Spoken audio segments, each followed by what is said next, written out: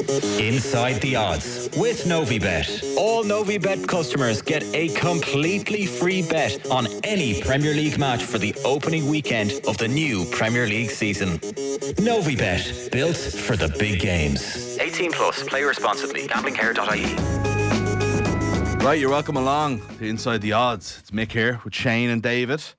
We haven't started too well in our old bet builders, guys. No wins in our first 2 weeks, but that's all to play for. We're going to look at the Chelsea-Brighton game this week. So how are we feeling after a week of Premier League football intertwined with the end of Irish interest in European football, with Champions League draws, with League Cup back when you kind of least expect it on a Tuesday and Wednesday when nobody's paying any attention, and a Thursday. And suddenly it's just like back to that sort of tyranny of having to watch football every night, because despite the fact that you feel like it's not that good for you, you're kind of addicted to it. Yeah, we just had a week of, even just during the week, we had Monday Night Football, Chelsea, Fulham, Tuesday League Cup and Champions League, Wednesday Champions League and League Cup, Thursday League Cup and European football, and now tonight Crystal Palace play Manchester City. Yeah, it's like that it's David Mitchell skit where he's like football two teams all the time play for the victory. Yeah. And Troy Parrott's on Tuesday night. Well, that's the other thing now, is trying to watch Bettis, and we haven't found wherever we're going to have to watch Evan Ferguson every week now as well, whenever but it looks like it's going to be Europe, if anywhere. When can players loan people until? Or when can teams loan people until? Until the end of the transfer window, so it has to be done is before it? Tuesday. Yeah. Okay. Yeah. The Genoa thing isn't happening, is it? Well, they've just signed Militon Osmajic from Preston, so I'd say that's probably poured cold water on that for the time being, but let's see. It's going to be a crazy couple of days in the transfer window, not just in the UK, but probably across the world until Tuesday. I know some of the windows close a little bit later as well. Yeah. I'd forgotten how much we and everyone jumps to conclusions after the first round of games in the Premier League. So after last weekend, Man United are crap, Aston Villa are crap, Spurs are crap, and it's just I've heard questions all weekend. Arsenal are sauntering to the title. There's just it's like Liverpool struggling. yeah.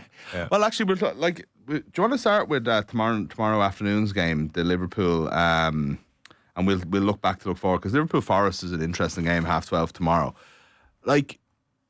I couldn't get over watching. Now, I was on holiday, so I didn't see every minute of the game, but I watched the second half of Newcastle Liverpool, and I couldn't get over how similar Liverpool were.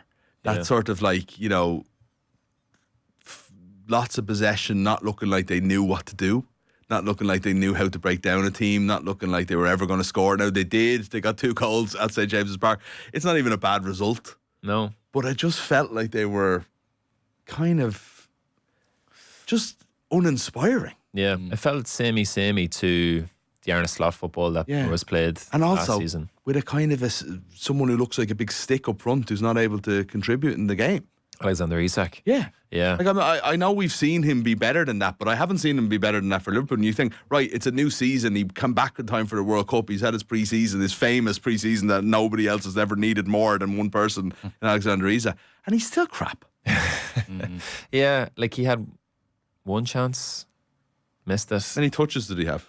Not a whole pile. He was never going to take that penalty either. But I'd be looking at not just Isak, I'd be looking at Florian Wirtz. Absolutely, Cody Gakpo is continuously criticised by Liverpool fans in particular, and still managed to score goals all of a sudden, and is linked now with Manchester City and not just Spurs over the last few days of the window. Gakpo's so limited, but again, I think sometimes we can just overlook the effectiveness of a player like that, who's willing to try something and get to the back post and everything else. Yeah. He sniffs a goal, and when he's good, he's really good, but when he's bad, he's really bad. Like John again. Yeah. But I just don't know. About this Liverpool team. Obviously going to spend 100 million on Bradley Barcola. That deal looks like it's going to happen. But you imagine it's going to be in a couple of months' time. You're going to have Bradley Barcola, Florian Wirtz, Hugo Ekitike, Alexander Isak, Victor Munoz. Yeah. As they say, Cody Gakpo. How are those players all going to fit in to a team? And you're looking at the Liverpool midfield, and in particular, you're looking at their fullbacks. Jeremy Frimpong is the right back that started last week. Who's Jeremy Frimpong's replacement? Is it Ronald Araujo? It could be. Conor Bradley has played 790 minutes in his career for Liverpool. He's a long way off. Yeah, he's a long way off coming back to first team football. You look at left back, it's Kerkez. Sorry, Milos Kerkez, yes. And who's the replacement left back for Milos Kerkez? It's still Kostas Tsimikas. Andy Robertson's obviously gone. I don't get what Liverpool are trying to do. I don't understand where they're spending this money and why they're spending this money. 35-year-old Virgil van Dijk plus an inexperienced, an inexperienced Jeremy Jacquet and Araujo, who he might be good, but he's looked pretty poor for Barcelona. The Italian right back fit? No, he's still recovering from an ACL injury, and Diego Leone. It's nearly a year now for him. Yeah, but I'd imagine he'll be slowly introduced over the next couple of weeks and months. But I just don't understand this Liverpool squad building, and we've gone from Liverpool under Klopp, and it seemed like they would always plan. They would map out seasons and map out maybe a couple of years in advance, and they would sign players. Quite, they'd sign Andy Robertson, they'd sign Gini Wijnaldum, they'd sign Fabinho, players that weren't maybe at the top level of football, and they would grow them and develop them into real top players. That just doesn't seem to be happening. They're going for the superstar signings, and I just don't understand what's going on at Liverpool at this moment. Yeah. Now, I suppose we don't know yet what level their manager is, because he's taken a big jump. He did very, very well at Bournemouth. Bournemouth looked fine without him last Sunday, but that's again, there's a very, very good chance that Areola is a really good manager. Yeah. And we don't know that yet, and that will take time. He seems like the kind of manager that will enforce a style on a team regardless of whether that's good enough or not. So I suppose maybe you have to give Liverpool a month. What about Forest? I kind of at that stage with Forest now where it's just sort of like the story's told. It's like I'm not that interested in them anymore. Yeah. The lap feels like a kind of a bit of an overspend, I have to say. Bizarre. We were kind of just saying enough about breakfast this morning how some clubs are just better at selling players than others. Man City are clearly really good at selling players if they can get that sort of money for Chelsea, Savinho or Savio. Chelsea clearly get a lot of money for their players as well. Manchester United can't seem to get any money for players, but you would wonder with Forest. It feels like a Forest player though, doesn't he? Like when you see his name there, he was never at Chelsea. It never felt like it was going to work at Chelsea. Obviously you give him a chance. He was a really good goal scorer previous to that, but he's the type of player who could bang in 15 goals for Forest this season, and he's the type of player who could absolutely fall flat in his face, and then we're asking what the hell is the future for this guy. And obviously with Lasner being there, I don't know what the odds are for first manager sacked, but anyone who's working with Marinakis has to be in contention. And obviously they lost at home in their opening game, and the fans are already starting to boo, and it could get toxic very quickly there. Again, Oliver Glasner is kind of like Areola. He's a really, really good manager, but if you're surrounded by a bit of mayhem around you with the board, and you have players who will down tools for you quickly, it can go south. I don't know. Any sign of Gibbs White leaving? I don't think so. I think that they sold Elliot Anderson. It was either maybe they wouldn't sell both, they'd sell one or the other. And I know he's a slight doubt for the weekend.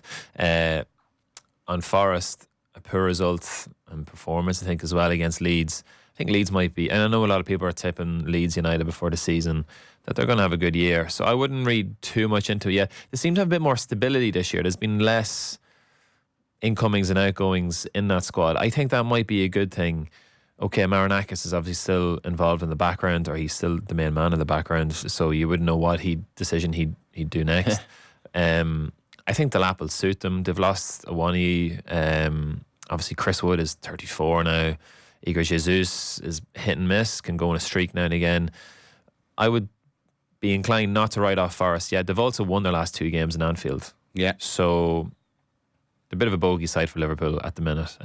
Even the way they play, even sometimes the counter-attacking football, the quick transitions, it doesn't suit Liverpool, because Liverpool have a midfield that basically can't run other than Dominic Szoboszlai. Maybe Gravenberch.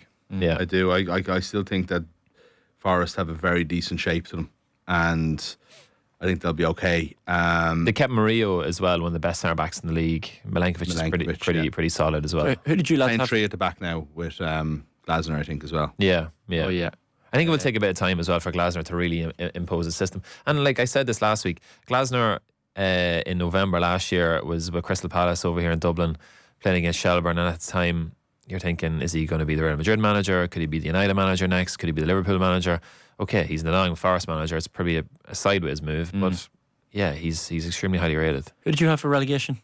I can't remember if we did predictions last week, but who? I wasn't here last week, but I don't know really. I haven't. I because I wasn't doing those predictions, I probably haven't really thought about it. I think two of the relegated of the promoted teams will go down.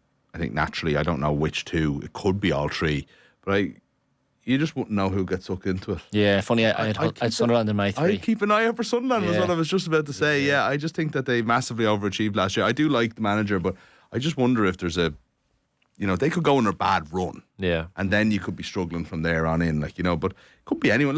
Look, I know Spurs were horrendous last year and so were West Ham. But the fact is that was the two teams that were fighting it out for 17th and 18th. There is a good strength in depth. If teams struggle, it can be very hard to pick yourself up because no games are easy. And I think we saw that last week with, they're playing actually, I was going to, obviously tonight we have Palace and City. We probably don't need to dwell on that too much.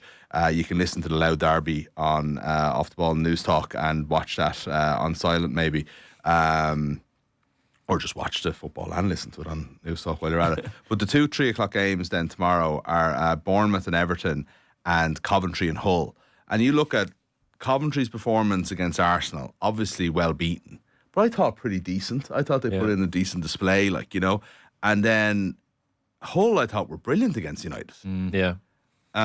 Ipswich kind of looked like they might have a bit more nous than they had a couple of years ago. It might be a difficult beat. Yeah. But I don't know if there's enough quality there. But we'll talk about United, right? We'll obviously get to the specifics on them.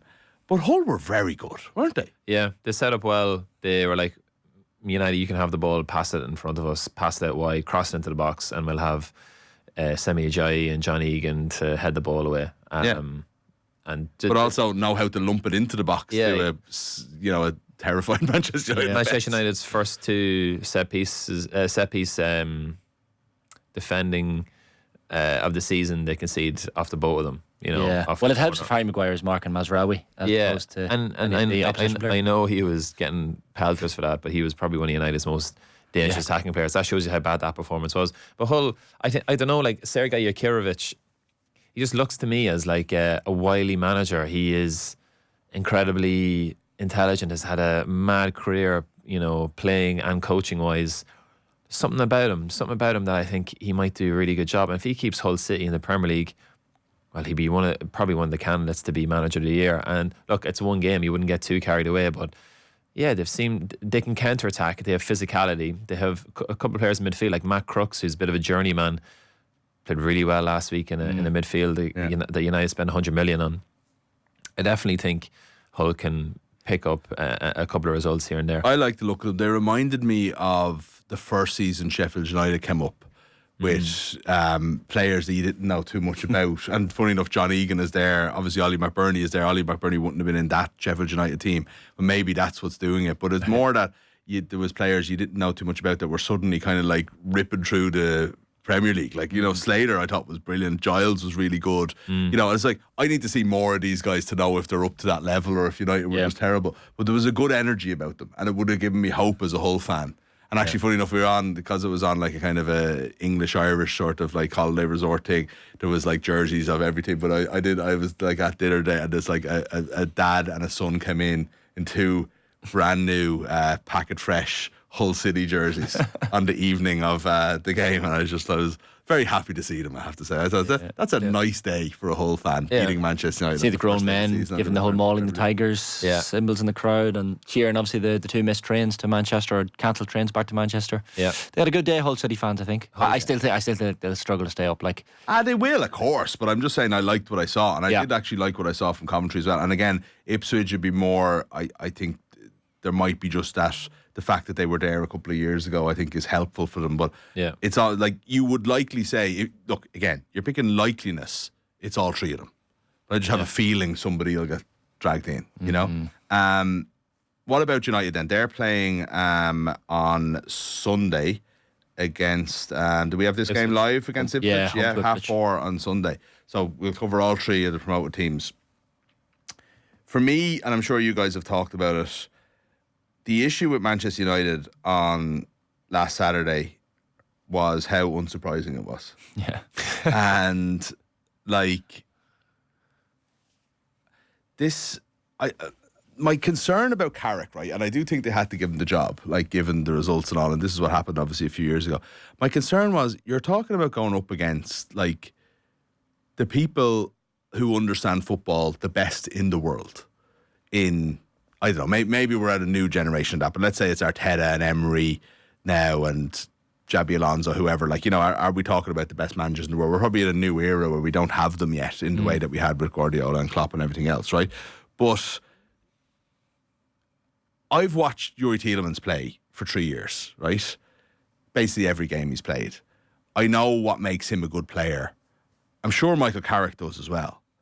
But having him as your legs in midfield is not the way to play Yuri Tielemans. But it's clear from the way they played on Saturday that this is news to Manchester United. He needs a full-on, like he needs a Kamara or Onana in there beside him if he's to play in the two. His best position is to probably play where Bruno is, but obviously they're not going to do that. And it would just concern me that I don't know if Santos, Tielemans and Fernandes... Is Baliba a help? Yeah, look, I mean, that's fair. That's fair. They've just... he would be if he's at his best. Yeah, he obviously but wasn't at any stage last season. Play. He's injured at the minute. Yeah, not till middle of September or something, or after the international break. I think he's back. I think I just don't think they're going to get anything out of Tielemans. And one thing as well, like Tielemans has done a few interviews and he got a little bit of stick from Villa fans because he kind of had this thing of like, I love my time at Villa, but there are levels and Manchester are a better level. I don't know why people got so angry at that. I think it was a little bit, it sounded worse than it was, you know, and he apologised afterwards for, you know, his tone or whatever, or his choice of words. But everybody knows what he meant, right? But what he actually said was way more interesting, that interview, was how much easier things are for him at United, how much easier trainings are, how much less sessions there are. Now, obviously, this was a comment on Emery and wasn't meant to be a criticism of Manchester United or Carrick. But I'm reading it thinking, do you not want to be at that level? Do you not want to try as hard as Aston Villa? Like, surely that should be... are we Manchester United? Are we above that? Yeah. You know, because we've got bigger players and better players, because they haven't achieved more than Villa in the last 4 or 5 years. So I don't see why you're automatically going to do it, you know? And that would be a concern to me, is like, oh, things are so much easier. That's a work ethic thing. Like under Alex Ferguson, they always would speak about the fact, and Ferguson would always say it, how every single team comes to beat them and they have 38 massive games a year. Some teams can maybe have opposition where they, you know, roll back a level or two when they're playing them at a weekend, but Manchester United never get that. Arsenal don't. All the top teams don't get that. But I'd be concerned about some of those comments as well. And Carrick, I know Carrick's keeping a cool head, but they lose to Ipswich tomorrow. Sunday, yeah. On Sunday afternoon. The pressure will start to ramp up game on game, and you can't lose the whole Ipswich your first. No, you can't. Like that was about a better start to the season. 6 points guaranteed. That United Strand guy was buying the pair of scissors to cut the hair. I think they'd won their last 2 games of last season, so he was looking at the first few games of this season thinking, here I go. But look, again, we're so reactionary. United could go and beat Ipswich 2 or 3-0 on Sunday and all as well in Paradise, but the way they played against Hull City, you would be left questioning. And Šeško's obviously coming back. He'll have more minutes. Does Rashford start from now? Like, I don't know what. He didn't do anything. No, but they don't really know their best team. And as you say, Baliba is going to take a bit of time to come back. But and the back four, like, that's not a back four that's going to win you a Premier League. It's not a back four that's going to even have you anywhere close to believe you started the season with Harry Maguire again. Like, you know. I know the Tielemans interview. I wouldn't read too much into it. It was like early days, pre-season. Players come back from World Cups. I wouldn't read too much into that. United are going to be playing Champions League football as well over the next few months. Players are top players. They're professional, high-level athletes. I wouldn't read too much into that.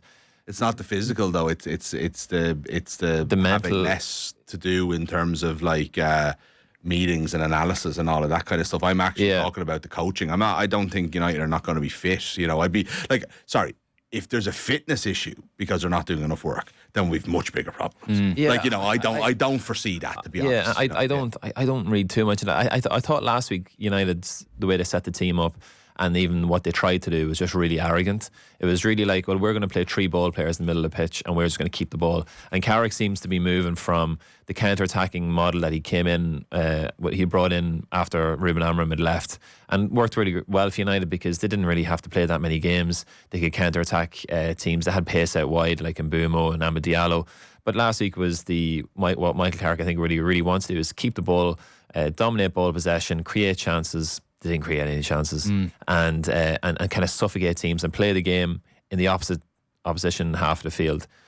They did that to an extent, but they didn't create anything. And I just thought it was really poor, really arrogant from United, and arrogant in the worst possible way as well. Because just like, no, we don't need to run. Like we're just gonna have the ball, and we're gonna affect our game plan, and you're not gonna be able to affect yours. It was just a really dreadful opening 45 minutes in particular, and to bring on Marcus Rashford, who should have been out of that club 2-3 seasons ago. And to turn to him at half time is a real damning indictment of Michael Carrick. I know Michael Carrick played with him, probably is, friendly with him as well, and probably trying to reintegrate him into the team. I thought it was a joke, an absolute joke. Even his body language on the sideline, and even his body language when he came to Dublin here and they trained, and I was out of the training session, it was just stunk. Like, I was like, 300 grand a week, fair enough, you're entitled to, you've negotiated the contract. But you're a professional footballer. You have a career that, you've only got a certain amount of time to play football in. Like, get over yourself. Either work hard and try and get back into the team, and give yourself an opportunity to play for Manchester United, or take a pay cut and get out. Is he not working hard though? I don't know. I do not see him working hard. Has anyone watched Marcus Rashford work hard? It's kind of the mannerisms, isn't it? In Manchester I United. wonder. I just want to. But he's constantly deflecting. It's like Ruben Amorim's fault. It was Eric Ten Hag's fault. I know. I see where you're coming from, and they should have had rid of him 3 years ago. It's just that, and I've been critical of Carrick here. I'm just loath to criticise him for he's been left in a position where Marcus Rashford is back in the squad, and I don't know if there are a million better options there at the moment. Now you give him a chance and you see what's there, and we don't know what he's training like. I know I'd be wary of criticising somebody's demeanour too much, because I think Carrick or Rashford carries himself that way. I don't know if it's emblematic of a effort thing. I don't know. I don't know. Like, the thing, like, under Ruben Amorim, okay, he didn't fancy Garnacho, he didn't fancy Kobbie Mainoo, he didn't fancy Marcus Rashford, and he would openly talk about these things in his press conference, that those players needed to move on. Now, when you're trying to sell those players, okay, you want, let's say, 50 million for Garnacho. Well, they maybe got 40 million for Garnacho. If a club comes, Chelsea money though. Yeah, if a club comes to you and says, like, well, you want to get rid of that player, and that's the valuation you're given, 50 million, well, we're going to offer you 30 because you really want to get rid of that player. So it seems like United have kind of changed tact a wee bit, and it's been like, well, a bit more positive. Yeah. Rashford's he's been great around the dressing room, and he's been, everyone's welcomed in with open arms and stuff like that, and and maybe a deal gets done for him on transfer deadline day. Who knows? If you're losing 2-0 at half time though, there's not much to lose. And I mean, I heard like Grealish's appearances in the Community Shield last week against Bournemouth was very much seen as a shop window. Yeah. As in, like, we have him in the squad. He won't, like, make a fool of us. Let's put him on and remind people that Jack Grealish exists, so we get an extra few quid for him. Like, I don't know what else Manchester United were going to do with the squad that they have other than try something with Rashford last week. And also, it does remind people that Marcus Rashford's available. Maybe he goes in and scores or does something, that he has in the locker. Again, they were rubbish, like probably worse than the first half, like last week. I do think as well, if Joshua Zirkzee, which seems to be the case, if Zirkzee goes off to Fiorentina before the deadline for whatever it is, 5 million loan fee, or that seems to be mentioned the last couple of days, if he leaves, they have to bring in another forward player. And then that's. But then they'll say, oh, we've got Marcus Rashford, he can play through the middle. So I don't know. Like, surely he's not the answer though. I'm looking at the bench last week. Obviously, Zirkzee didn't even get on. Shea Lacey was brought on. Sheshko was brought on. He's not fully fit. Kobbie Mainoo was brought on. And Diogo Dalot was brought on. The players didn't use was Yoro, Martinez, and Zirkzee. Like, and who's out? You've got Amad Diallo out. Amad Diallo is one that you. Mason Mount, Matthias de Ligt. Yeah, you like Mason, to have. Is Mason Mount injured again? Yeah, foot injury. It's only a minor foot injury, I think, but he should be back soon. But again, yeah. Right. Okay. That's United. Look, I mean, I think they'll win. Our other live game, actually, you've gone for the Leeds Brentford game, which will be fascinating. And like, here's the thing with Brentford that I kind of slept on a little bit before the game last week. They've been in apparently the most unbelievable form all the way through pre-season. Yep. Apparently, like, this wasn't in any way a surprise to anybody paying attention that they beat Spurs last week. Yeah. But they were brilliant against them.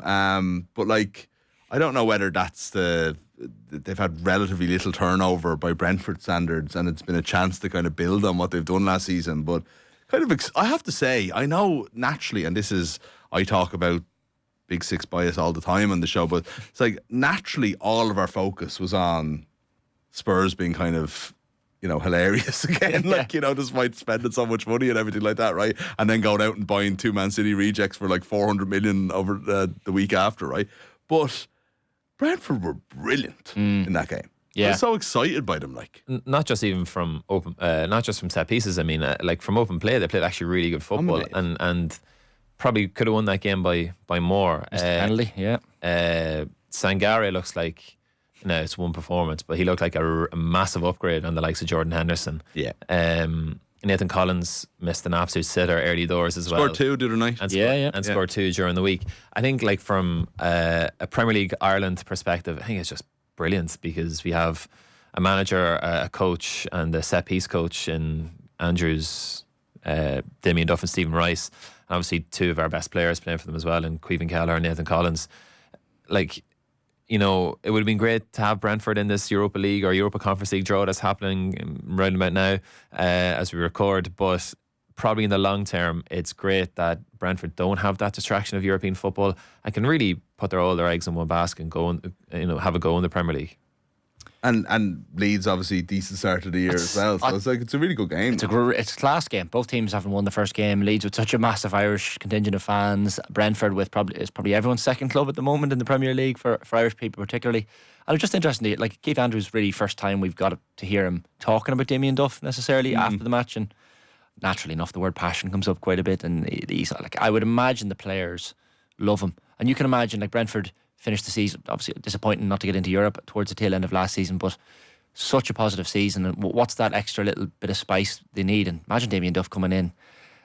All of the players would have been familiar with him anyway because of his career with Chelsea and Fulham, but the fact that they maybe weren't fully aware of how great a talker he is and how inspiring he is, how motivating he is. Yeah, because none of us knew it really until he started doing, what was it, like RTE before he did the assistant to Stephen Kenny job. Like, nobody knew that Duffer was as interesting as he is. Yeah, but I think he's actually a really top coach. Like, remember at Celtic, Brendan Rodgers and those Celtic players, and when Celtic were really humming, winning trebles every year, okay, Rangers are a basket case, they still are, but like Damien Duff was Damien Duff was extremely highly rated, and they wanted him, and the only reason he returned back to Ireland is because for family reasons. He was living in Glasgow, whatever. So Duff is a hell of a coach, as well as being the guy, as being a motivator, as being a man manager, as being getting someone on side.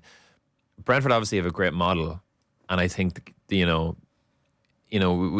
talked about this a couple of times during the week, even on the green scene and different things. But like, is the Brentford model, you know, the real impressive part of this, or is it Keith Andrews, or is it just the amalgamation of the two of them? We'll figure that over the next few months. Everyone's filling Brentford and Leeds rightly, I think, before the season with a lot of praise and saying, oh, they could really push on. Hear me out, because there's a lot of Irish people listening who are either Brentford or Leeds fans. Could either one of those finish in the top 5? No, it'll take a near perfect season. It'll take a lot of things to go right and a bit of luck along the way. Is there any reason that they can't be the best of the rest, right? If you take it as there are 8 teams that should be strong, right? Now, 3 of them started off shockingly. Yeah. There's no guarantee that they come back. You know what I mean? And we've seen Chelsea, Spurs, United, all in recent seasons have absolute terrible seasons that they don't recover from, right? Who's to say that the next group can't be led by Brentford? They can, you know. So it's, I wouldn't say it's a positive. I would bet against it. Yeah. To be honest, I can see Spurs, Man United, Liverpool and Manchester City not having really good seasons and falling out of the top 6. And Villa and Newcastle. Like that, so there that you go, go, can happen. you know. So and those teams have to play European football as well. And you've got like Sunderland, Bournemouth and Crystal Palace. Are Everton very strong at the moment? I don't think so. We don't know what we're going to get out of Forest. Yeah. You know, it's... Yeah. The gap between, let's say, 1 and 2 or 1 and 2 and 3 the gap between those teams is probably bigger than the gap between the teams 2 to 17th. Yeah. You know, like considerably. That's what I would think. But yeah, Interesting to see. I think we're going to look back in May, or look in May at the table, and it's going to be a fairly interesting table with a few random teams. So that's a good Sunday on Off the Ball. We have Brentford versus Leeds, or Leeds versus Brentford from Elland Road. Yeah. With Stephen Doyle and Brian Kerr. Yes, they're over there. Hopefully, we get a chance to chat to Keith Andrews or You go never for know. after. They'll get someone, or Kelleher or Collins. Then Man United Ipswich then at half. Someone else. Even. Yeah, or someone else. And then we've United Ipswich at 4:30. So another game that's on at 2:00 is where we are getting our bet builder from this week. It's Chelsea versus high flying top of the table Brighton and Hove Albion. Two teams who started off well. We've gone with this one. It's an anonymous bet builder maker here who's not in the studio, who I'm looking at right now. He fancies Chelsea in this game. He's going to go for Chelsea to win. Over 2.5 goals scored. Joe Pedro over 1.5 shots on target. So more than one shot on target is always a tough one. That goes to 10-3 with Novibet. What do we think of this one? Because this is an interesting Chelsea start to the season. I don't know if they'll have Emi Martinez in goal this early. So it might be Sanchez again, which seems to be Achilles' heel. They seem wide open on Monday night against Fulham, but also kind of electric, and Cole Palmer looking like Cole Palmer again. yeah. Is there a chance that Palmer and Rodgers is just like this unbelievable two number 10s that play behind the striker and completely obliterate the Premier League? I think it's a good chance. I kind of like it. And they're not playing European football. So you got Palmer, playing probably one game a season, which one game a week, which he probably needs to play because he's had probably he was injured all last season. Even though he did play, he was still carrying that knock. Yeah. And last week we've probably seen the Chelsea that we'll probably see for the rest of the season. I'd be surprised if they still don't have defensive issues, even with Emi Martinez in goals. And he'll create some of them. Yeah, he probably will. But the transitions and some of the attacking football and the link up play between that front three and Rodgers, Palmer, and Joao Pedro was electric and really good to see. Xabi Alonso might be the best new manager in the league this season, and I think he'll be obviously helped by just playing less games. But even at that, they played Reece James in midfield. Romeo Lavia played, who, when he does play, it looks pretty good. Moises Caicedo's on the bench. Enzo Fernandez obviously came on. Looks like he could be still on his way. We still have a few days to see what happens there. And a huge squad. Like, even signing players like Giovanni Quenda, who is one of Ruben Amorim's main best players in Sporting. And Chelsea signed him a couple of years ago, and he was on loan back there for 2 years. Like, players like him, Pep Chavarri, that's come from Spain as well. There's Maxence Lacroix from Crystal Palace. They just have a huge squad. Now, I think I completely disagree with why they have 39 senior players. I think it's a joke. I think football, maybe that's the subject for the slight tangent next week. But I think this season they can really challenge at least the top four, and if they keep things going well, they can maybe challenge a top 2 or 3 as well. Do they need to hold on to Enzo Fernandez to challenge the title? I think so, yeah. I think he's still one of Chelsea's better players. I don't think he works well at Cole Palmer, though. I think we talked about that last season. I don't know, the two of them, I just feel maybe getting each other's way, and they want to take up the same positions a lot of the time. Too much aura. JP Morgan, everyone's calling the front three now. Apparently Cole Palmer not a fan of that. JP Morgan, Joao, Palmer, Morgan. Yeah. There we go, JP Morgan. Yeah, cool. Yeah. Always nice if we can give mentions to big massive banks. Big conglomerates. Yeah. I don't know, because I just think that Rodgers' ability to play wide or inside, and that to play as 2 10s or as a wide player with like, a Neto or a Estevao, on the right wing with Palmer and Pedro. It's an exciting attacking lineup, I have to say. Like, Chelsea have been, I don't know if they've finally stumbled on something after years of insanity. When you can just buy, you can spend 300 million every transfer window, and gain it back because having so many players, you can just keep selling lads. Like Liam Delap making a profit on a guy who failed. Yeah. It's remarkable, as you said. They're just very, very good at selling players. But Chelsea are interesting. They still have players like Jamie Gittins, who obviously is one of the best players in the Bundesliga 2 seasons ago. You forget about him. You know, they've got like, I'm just looking through the squad even from last night. Eurolato that played for Ajax, you know, one of the best young Dutch defenders. Here, have they got Mudryk? Mudryk is still there. I think he'll probably leave and maybe go to another team in the Premier League. Like Danny Welbeck obviously played in the League Cup last night. Henderson. Jordan Henderson obviously is a few weeks away.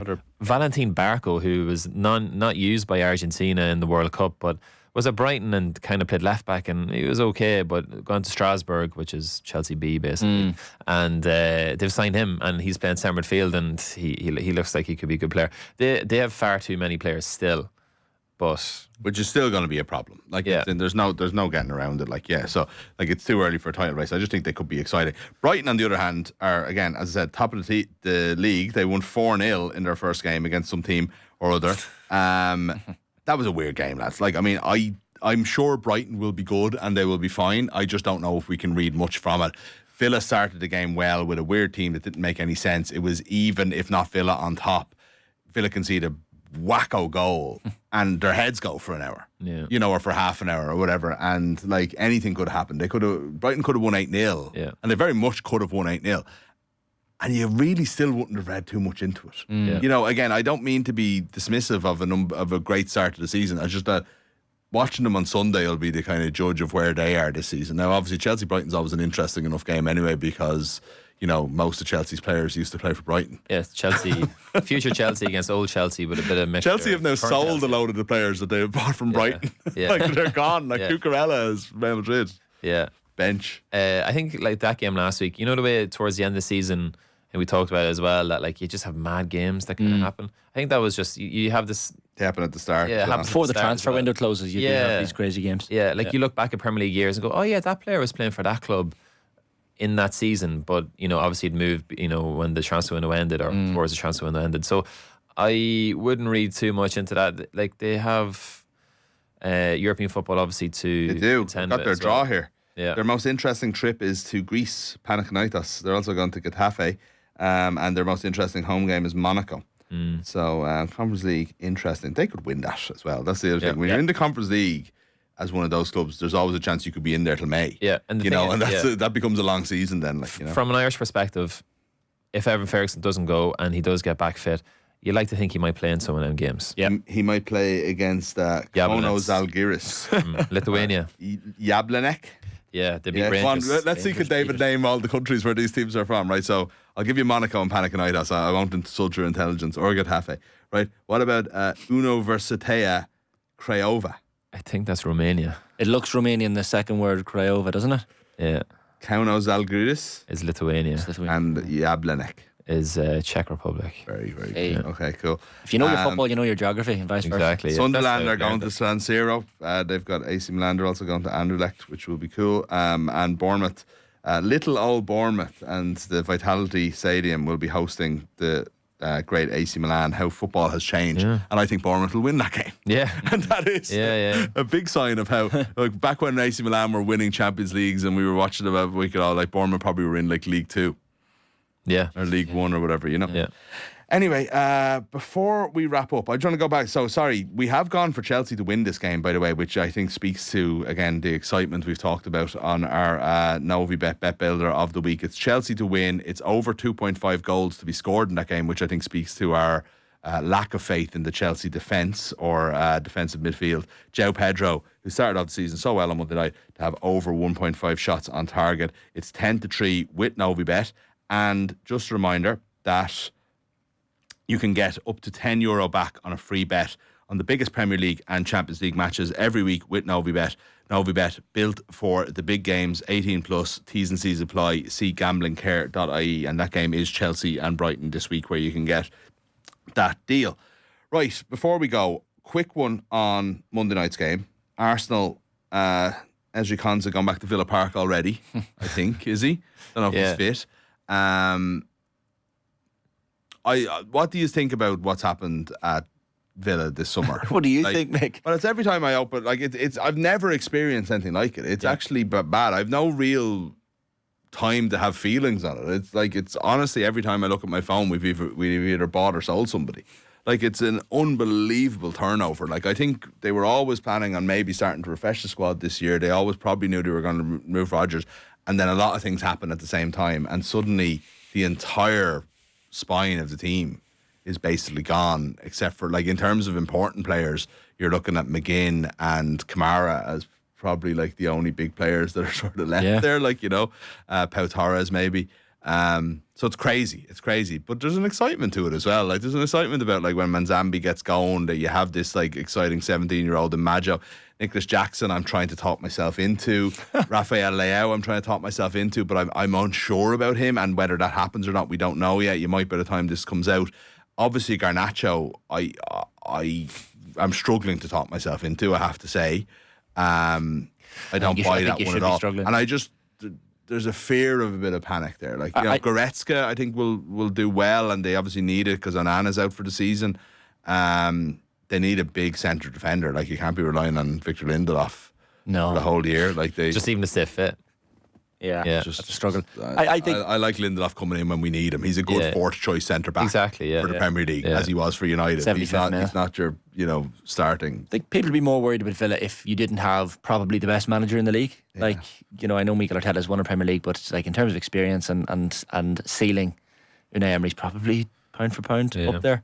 You'd trust him that he knows what he's doing. Obviously, with financial regulations and the SCR, isn't that what it's called now? Squad cost ratio. There's a lot of these deals are just having to be done. There's a lot of kind of trading, as Cullum referenced it on the show this morning. A lot of deals being done. There's a lot of things that people aren't taking into account, that, like, Luca Digne, Martinez, obviously Watkins, and you know that they didn't want to lose Tielemans and Rodgers. They're probably the biggest earners at the club. You sell Martinez for $7.5 million, you buy in Suzuki for 30. He's been paid significantly less than Martinez. How do you feel about the Watkins one? Like, the Watkins, like, obviously generational wealth is the phrase been thrown around, but how do you feel about his behaviour? I'm pretty sure your main striker at a big Premier League club is probably generational enough. But look, he can do what he wants in terms of going to Saudi Arabia. From a outside of, like, anybody, I think, at that level who's just been to a World Cup, going to Saudi Arabia, I think is giving up on your football career for money. Like, and we've said that so many times, but it's been nothing to do with teams I support. I just look at it as kind of like kind of sad, I suppose, when you see someone like that doing it. I think how he's handled his exit has been a big mistake. Big mistake for his future. You know, this guy could have left and gone to Saudi Arabia and done it properly and played last week, and honestly, he could come back and he could be the guy who's, like, on Villa punditry for the next 15 years and making a living off the club. You know what I mean? Because he's really popular, he's really articulate, he's really, you know, and it was literally all for the sake of just whatever it was, whatever that tantrum was last week, or whatever that agent's decision or whatever it might be, has taken all that away. He is persona non grata now. Like, maybe that changes over the years, but it'll never be the same. Like, Gareth Barry has that. Gareth Barry is one of Villa's best ever Premier League players, one of Villa's best ever players. He can come back and there's no mad animosity to him, but there's no love. Yeah. You know what I mean? And it's because it was he handled the exit badly. Dwight York handled the exit badly. Loads of people have left Villa. Emi Martinez is going to go, having tried to get out of the club for 3 years, and I think he'll go down as a club legend. You know what I mean? But he never went that. Funny enough, if he had gone to United last year when that had happened, I think it would have been bad. But actually, this year it's been far more conventional, I suppose. You know, Ezri Konsa, no bad feelings there whatsoever. Morgan Rogers, absolutely not. You know what I mean? This happens. We're not blind to it. We'd love it not to be the case that they go to bigger clubs, but it's not what happened with Watkins, you know. No, it's a record Premier League goal scorer for Villa as well, isn't he? Yeah. Like you said. But also, like, a lot of periods of bad form where he was stuck by as well. Do you know Yeah. He had obviously the rumours that he nearly went to Arsenal, then he nearly went to Manchester United as well. He's 29, turning 30 now. So, I think if you're Ollie Watkins this summer, you're thinking, right, I've had a World Cup where I didn't play really at all, but I'm going back to Villa, a club that's going to be in the Champions League. I'm going to play 8 Champions League games. I'm going to be, possibly challenging for the top 5 and maybe an FA Cup or a League Cup as well. Like, you should be, this is coming into this is it for your career over the next 3 years. Like, this is what your best time as a footballer.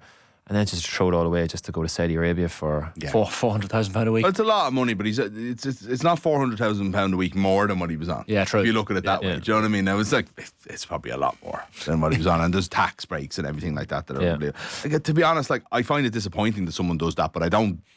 You wouldn't hate someone for it. No. Do you know what I mean? You just kind of go a bit, for God's sake, there's money to be made elsewhere, but go on. You know, that's your decision. But I think again, turn up when you're being paid to play. Yeah. Like, you know what I mean? You're being still paid a lot of money. It might not be Saudi money.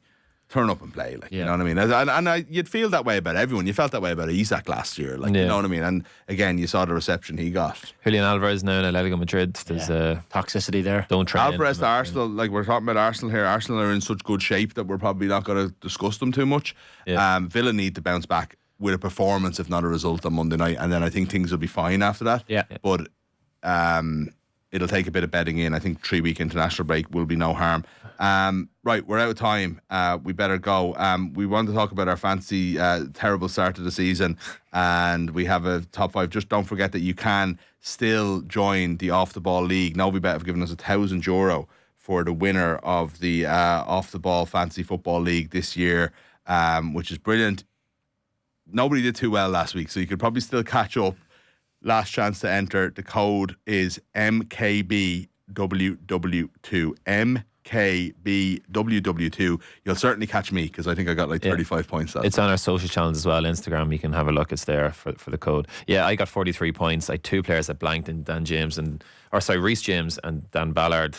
Made 1 transfer for this week. I only had like a Jacob Ryan on the bench. Looks like he's on his way out. I just took in some other random defender. I can't even I took in Murhamarevic from Leeds.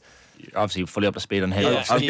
He went for like 40 million or 30 million from Italy. So you never know these random names. I'll give you the classic fantasy moment that I had last week, watching Brentford and Spurs, thinking I'm delighted to have Coyote if nothing else, because nothing else is happening there. Clean sheet is like end up 13 points or whatever. When I went to check in how many points he has, I see him there sitting on my bench as my first sub, and looking at the rest of it, he's going, everyone never going to play tomorrow. So there you go. Anyway, that's what happens. That's the world of fantasy. That's why you can still join and beat us. That is Inside the Odds for this week. Don't forget that Novibet will give you up to €10 back as a free bet on the biggest Premier League and Champions League matches every week with Novibet. Built for the big games, 18 plus, T's and C's apply. See gamblingcare.ie. We will be back with you next week. Inside the Odds with Novibet. All Novibet customers get a completely free bet on any Premier League match for the opening weekend of the new Premier League season. Novibet, built for the big games. 18 plus, play responsibly. gamblingcare.ie.